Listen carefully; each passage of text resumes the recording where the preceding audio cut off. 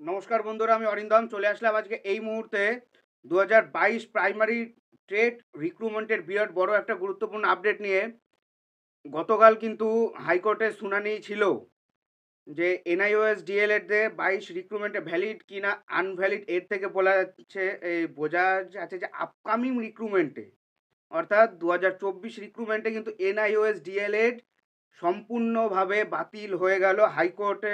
High court কিন্তু গতকাল কিন্তু রায় বার করে দিয়েছে, ফাইনাল জাজমেন্ট, যেখানে 2022 রিক্রুটমেন্টে বলে দেওয়া হয়েছে অর্ডার কপিটাতে যে এনআইওএস ডিএলইডি কোনোভাবে প্রাথমিকে গ্রাহ্য নয়।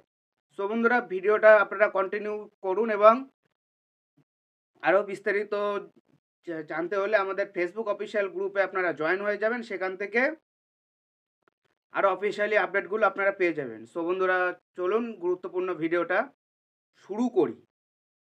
আপনারা কিন্তু সবাই জানেন যে এনআইওএস ডিএলইডি এরা কিন্তু হাইকোর্টে কিন্তু কেস করেছিল। এটা হাইকোর্টে কেস করেছিল যে তাদের চলতি রিক্রুটমেন্টে অর্থাৎ যে সমস্ত এনআইওএস ডিএলএডরা 2022 রিক্রুটমেন্টে যারা ফর্ম ফিল আপও করেছিল, ঠিক আছে, তাদের অন্তত সেই ইন্টারভিউটা করে দিয়ে এদের চাকরিটা করে দেওয়া হোক, এটা কিন্তু বলেছিল। কিন্তু আপনারা কিন্তু সবাই জানেন সুপ্রিম কোর্ট থেকে কিন্তু রায় চলে আসছিল গত মাস 2-4 মাস আগে যে এনআইওএস ডিএলএড কিন্তু প্রাথমিক থেকে ছিটকে গেছে, অনেক আগেই বাদ হয়ে গেছে। তবুও এরা হাইকোর্টে একটা পিটিশন ফাইল করেছিল, ঠিক আছে, যে আমাদের তো ফর্ম ফিল আপ করা হয়ে গেছিলো, আমাদের বসতে দেওয়া হোক ইন্টারভিউতে, কারণ 2022-এর ইন্টারভিউ এখনও বাকি আছে।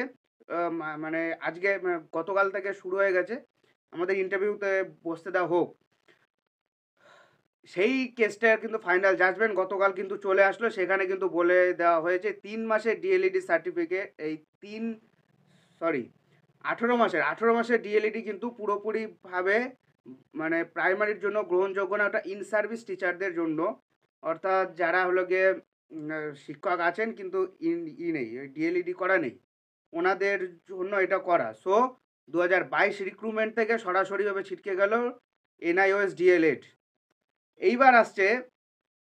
এবার অনেকে কিন্তু প্রশ্ন করছে যে তাদের সার্টিফিকেটটা তো এখন ইনভ্যালিড হয়নি, কথাটা তো ঠিক, তাদের সার্টিফিকেটটা কিন্তু এখনও ইনভ্যালিড হয়নি। তাদের মধ্যে থেকে এখনও তারা আবার কি করার চিন্তা ভাবনা করছে, ব্যাক ইয়ারে ডিএলইডি করবে, অর্থাৎ এটা 24, অনেকে আছে 22-24-এও কিন্তু ডিএলইডিতে কিন্তু এখনও অফলাইনে ভর্তি করা যায়। তারা ব্যাক ইয়ার থেকে ডিএলইডি করে এসে তারা টেট সার্টিফিকেটটাকে ভ্যালিড করবে। ওখানে কিন্তু কোথাও বলা নেই যে টেট সার্টিফিকেট এনআইওএস ডিএলএড দিয়ে করে থাকলে টেট সার্টিফিকেট পুরোপুরিভাবে ইনভ্যালিড। সো একটা সমস্যা কিন্তু থেকেই যাচ্ছে সবার মনে।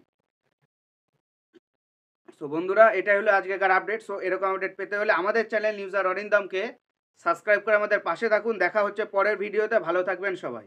নমস্কার, জয় হিন্দ, বন্দে মাতরম।